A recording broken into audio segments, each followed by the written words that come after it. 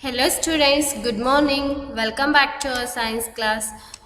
Today we are discussing about separation of substance part 3.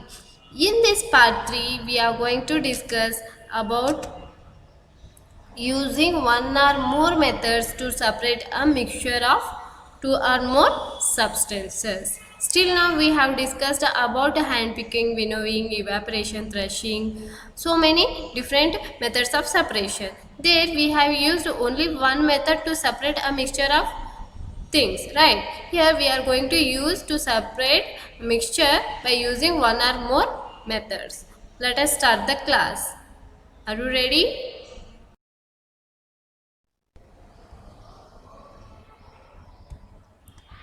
Use of more than one method of separation. We have studied some methods of separation of substances from the mixture. Often, one method is not sufficient to separate the different substances present in a mixture. In such a situation, we need to use more than one of these methods. Now, we are going to perform an activity for which the mixture is separated by using more than one method. Here, we need to take a mixture of sand and salt. How can we separate the mixture of sand and salt? We already saw that hand picking would not be a practical method for separating this because sand and salt both are smaller in size. The particles are very small. We can't pick by hand. Keep this mixture in a beaker and add some water to it. First, we need to add a water for that. Leave the beaker aside for some time. Do you see the sand settling down at the bottom? What happens when we add to a mixture of sand and salt? We add water. What happens? Salt will dissolve in water, right? Whereas sand settles down at the bottom of the beaker. Sand can be separated by decantation or filtration. Here, sand is settled down at the bottom of the water. Then, the water we are going to collect it separately by the method of decantation or filtration. What does the decantation liquid contain? What does the liquid contain? It is a mixture of salt because salt is completely dissolved in water. Can we separate that by filtration method? No. Do you think this water contains the salt which was there in the mixture at the beginning? Yes. Salt is present in the water because it is dissolved in the water. See here, undissolved means it is a mixture of salt, sand and water. What happens when we add liquid to that? Means water to this, sand will settle down in the beaker. Then slowly we pour out the liquid to the next beaker. This pouring of the liquid from the mixture is called as decantation. Okay. Otherwise we can use the filtration method by using strainer.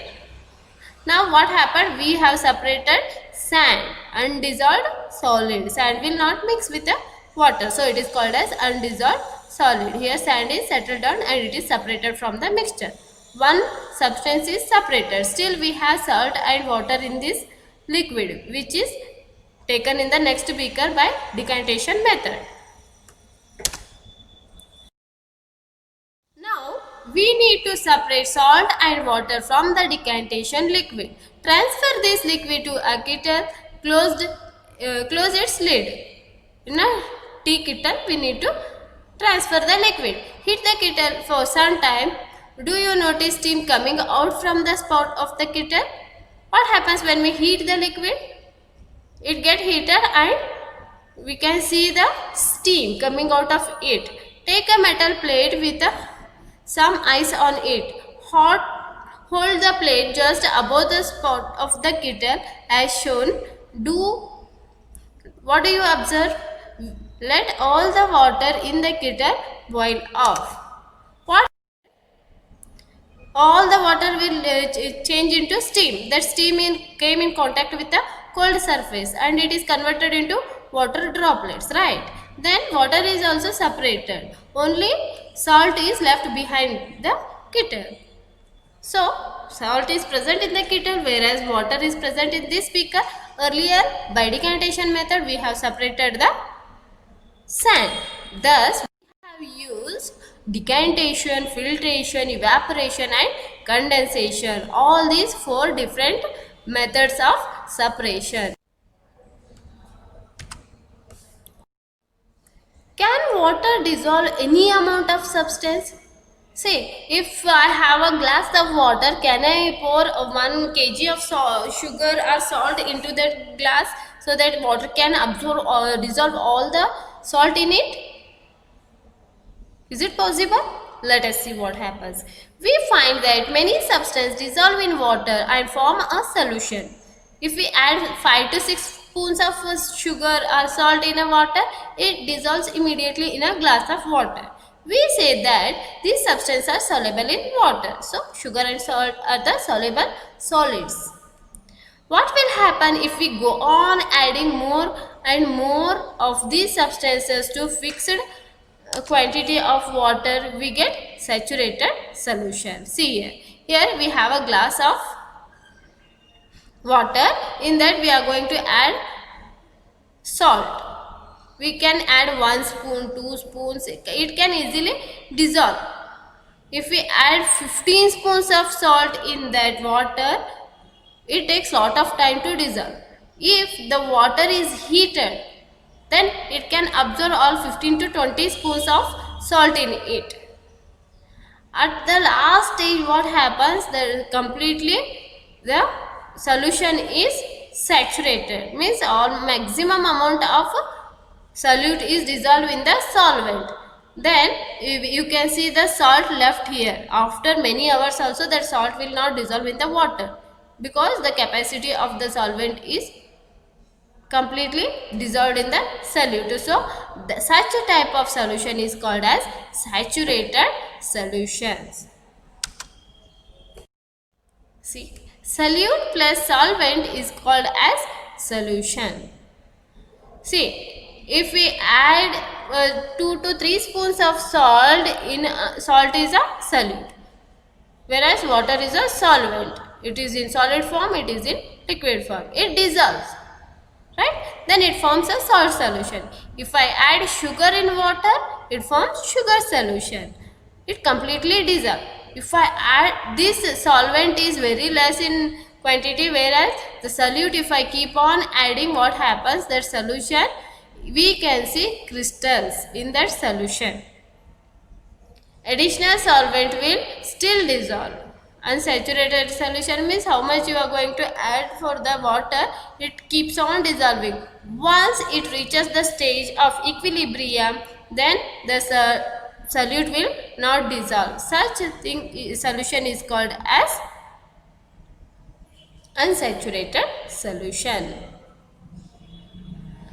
Saturated solution, no additional solute will dissolve. Equilibrium between solution and the undissolved solute. Here both the water and salt are in equilibrium state. So, salt will further not dissolve in the water. This is called as saturated solution. Here if you keep on and how much you will add, it will dissolve in a water. If you take hot water, it will dissolve more solute. This is called as unsaturated solution. Okay. Supersaturated solution is the further type of solution which is behind the point of saturated solution.